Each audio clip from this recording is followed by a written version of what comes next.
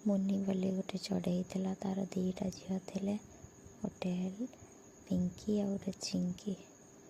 पिंकी आ चिंकी मुनि तांको कहला, अरे माँ पिंकी चिंकी संगे साथी होकर जाओ फल आनिबा पाई। पिंकी कहला, हाँ माँ आमे जीवा फल आनिबा कही उड़ी चलीगले। पिंकी आ चिंकी जाइकर फल गछरे जाई गपसप हेले। अरे पिंकी बहुत सारा बरसा उठेइछि, तेणु आम फल नहीं करी घर को तुरंत पड़े जावा, नले ये बरसा घड़घड़ी बिजुली होउछि आमे आमर घर भिजिगले उड़ी जाई पारिबानी। तुरंत फल सब नहीं आसी माँ पाखरे देदेले। मो माँ को कहले, माँ आमे सब सारा फल नहीं आसिले।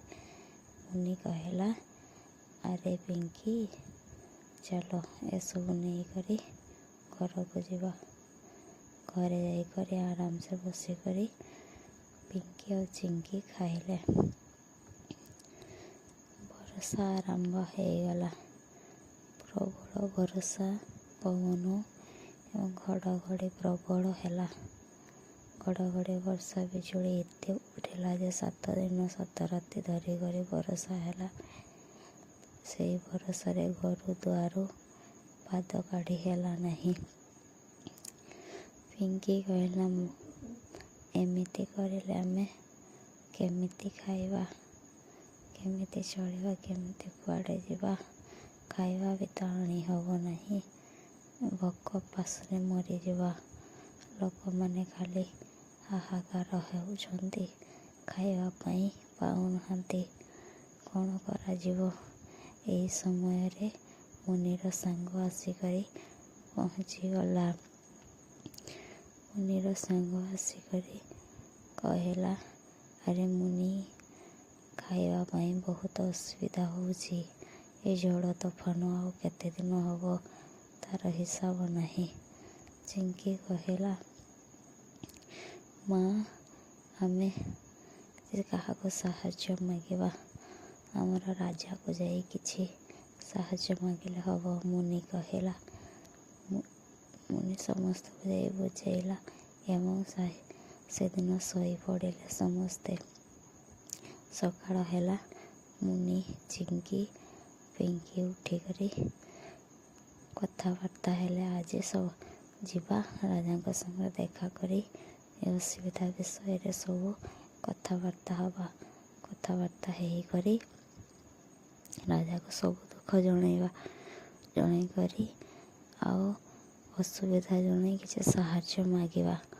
साहाय्य मागिक आसवा गाँ साही लोक खाइबा प्रदान करवा।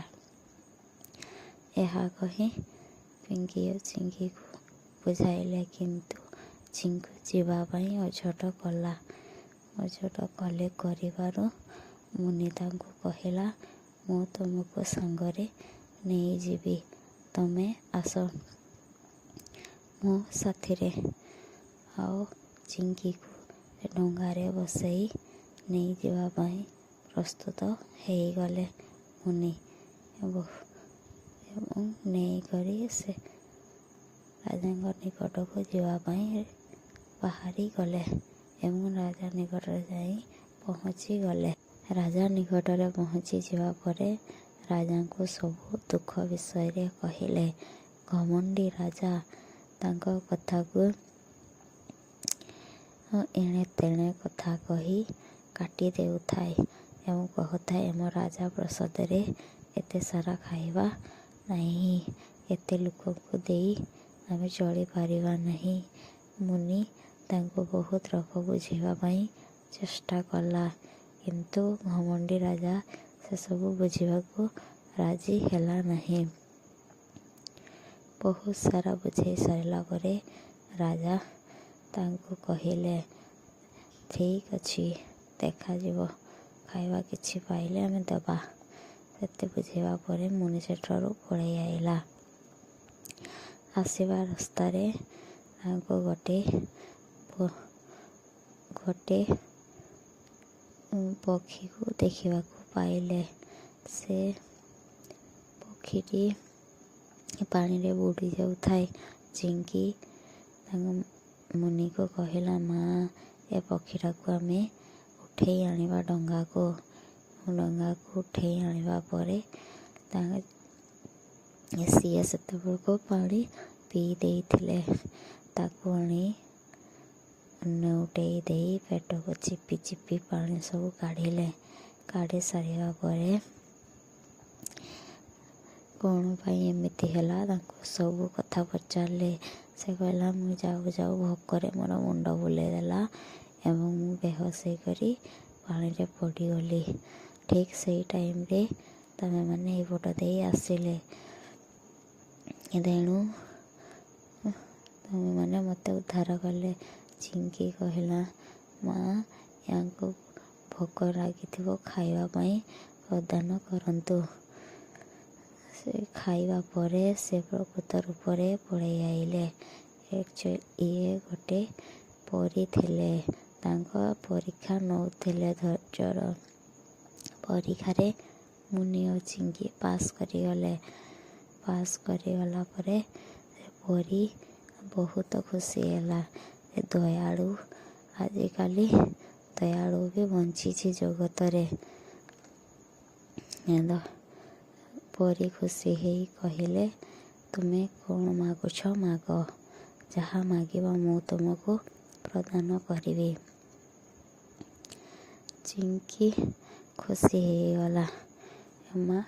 ମୁନିକୁ କହିଲା, ମା, ଏ ରାଜ୍ୟରେ ତ ଖାଇବା ଅଭାବ ହେଇଛି, ତେଣୁ ଆପଣ ଦୟାକରି ଆମକୁ ଖାଇବା ପ୍ରଦାନ କରନ୍ତୁ, ଯେମିତି ଆମେ ନିଜେ ଖାଇବୁ ଓ ଅନ୍ୟକୁ ବି ଦେଇପାରିବୁ। ସେ ତାହା କହିଲେ ଏବଂ ପରୀ ସେସବୁ କଥା ଶୁଣି ଅନେକ ଆନନ୍ଦିତ ହେଇଗଲେ ଏବଂ ପରୀ ତାଙ୍କୁ ସେସବୁ ଦେବା ପାଇଁ ରାଜି ହେଇଗଲେ ଏବଂ ତାଙ୍କୁ କହିଲେ, ସବୁଦିନ ଯେମିତି ତୁମେମାନେ ଅନ୍ୟର ଉପକାର କରିବ। ଏହା ଶୁଣି ଚିଙ୍କି ହଁ କହିଲେ। ସେ ତାହା ଶୁଣି ସାରିବା ପରେ ପରୀ ତାଙ୍କୁ ଗୋଟେ ଚମତ୍କାରୀ ଗଛ ପ୍ରଦାନ କଲେ। ଗଛ ପ୍ରଦାନ କରିସାରି ସେ ତାଙ୍କୁ କହିଲେ, ଏ ଗଛରୁ ତୁମେ ଯାହା ମାଗିବ ସେ ସବୁ ପ୍ରଦାନ କରିଦେବ ଏବଂ ନିଜେ ଖାଇବ, ଅନ୍ୟକୁ ବି ଦେବ। ଏହା କହି ପରୀ ତାଙ୍କୁ ଆଶୀର୍ବାଦ ଦେଇ ଚାଲିଗଲେ। ଏହାପରେ ମୁନି ଆଉ ଚିଙ୍କି ଘରକୁ ପଳେଇ ଆସିଲେ ସେ ଗଛକୁ ନେଇ। ଆସିବା ପରେ ପିଙ୍କିକୁ ସବୁ କଥା କହିଲେ ଏବଂ ପିଙ୍କି ଆଉ ଚିଙ୍କି ବହୁତ ସାରା ସେ ଗଛରୁ ଖାଇବା ପ୍ରସ୍ତୁତ କରିବା ପାଇଁ କହିଲେ ଏବଂ ଖାଇବା ମାଗିଲେ। ବହୁତ ସାରା ଖାଇବା ମାଗିବା ପରେ ବହୁତ ସାରା ଖାଇବା ସେ ଗଛ ପିଙ୍କି ଚିଙ୍କିକୁ ପ୍ରଦାନ କରେ। ଏମିତି କିଛି ଦିନ ଗଲା ପରେ ବର୍ଷା କମିଲା, ବାତ୍ୟା କମିଲା, ଗଛ ବି ବଢ଼ିଗଲା। ସେ ଗଛରୁ ସବୁ ଖାଇବା ପ୍ରଦାନ କଲେ। ଏହାପରେ ଶେଷ ହେଇଗଲା, ସମାପ୍ତ।